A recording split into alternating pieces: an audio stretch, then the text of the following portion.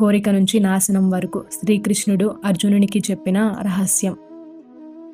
Hare Krishna. Welcome to my channel life lessons. ఈరోజు మనం తెలుసుకోబోతున్న విషయం కోరిక గురించి. భగవద్గీత 2వ అధ్యాయం. కురుక్షేత్ర యుద్ధభూమిలో మానసికంగా కుంగిపోయిన అర్జునునికి శ్రీకృష్ణుడు ఈ మహా గొప్ప సత్యాన్ని చెప్పారు.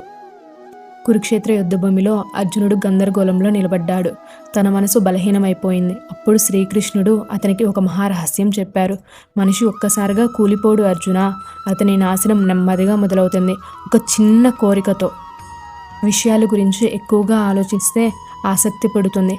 ఆసక్తి నుంచి కోరిక, కోరిక తీరకపోతే కోపం, కోపం నుంచి మోహం, మోహం నుంచి స్మృతిభంగం, చివరికి బుద్ధినాశనం. బుద్ధినాశనం అయితే మనిషి పూర్తిగా కూలిపోతాడు అర్జున. ఇది అర్జునుడికే కాదు, ఈ తరం కోసం కూడా. ఈ రోజుల్లో కురుక్షేత్రం యుద్ధభూమి కాదు, మన మొబైల్ స్క్రీన్. ఒక నోటిఫికేషన్, ఒక లైక్, ఒక కంపారిజన్, అక్కడే మొదలవుతుంది కోరిక. వాళ్ళకి అంత సక్సెస్ ఎందుకు, వాళ్ళ లైఫ్ అంత పర్ఫెక్ట్ ఎందుకు, నాకు ఎందుకు లేదు? ఈ ఒక్క ఆలోచన ఆసక్తిగా మారుతుంది. ఆసక్తి కాస్త కోరికగా మారుతుంది. ఆ కోరిక తీరకపోతే అసహనం, అసంతృప్తి, అంతలోనే కోపం వస్తుంది. నీ జీవితం నీకు సరిపోదు, నీ శాంతి పోతుంది, నీ కాన్సన్ట్రేషన్ పోతుంది.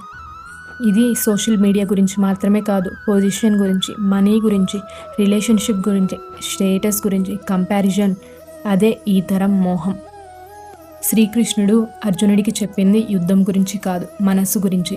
ఈరోజు కూడా అదే వర్తిస్తుంది. నీ శత్రువు బయట లేదు, నీ శత్రువు అదుపు తప్పిన కోరిక. ఫోన్ ఉండొచ్చు కానీ దానికి నువ్వు బానిస కాకూడదు. మనీ సంపాదించవచ్చు కానీ దానికోసం నీ శాంతిని కోల్పోవద్దు. సక్సెస్ రావచ్చు కానీ అహంకారం వద్దు. డిజైర్ ఉండొచ్చు కానీ అది నీకు ఆజ్ఞలు ఇవ్వకూడదు. కురుక్షేత్రం యుద్ధభూమి మాత్రమే కాదు, అది మనసు యొక్క ప్రతీక. అర్జునుడు మనమే, కృష్ణుడు మనలోని జ్ఞానం. నీ నాశనం నీ ఆలోచనలో మొదలవుతుంది. నీ విముక్తి కూడా నీ ఆలోచనతోనే మొదలవుతుంది. కోరికను జయించు, అదే గీత చెప్పిన మహారహస్యం.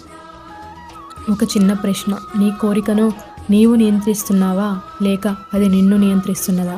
హరే కృష్ణ.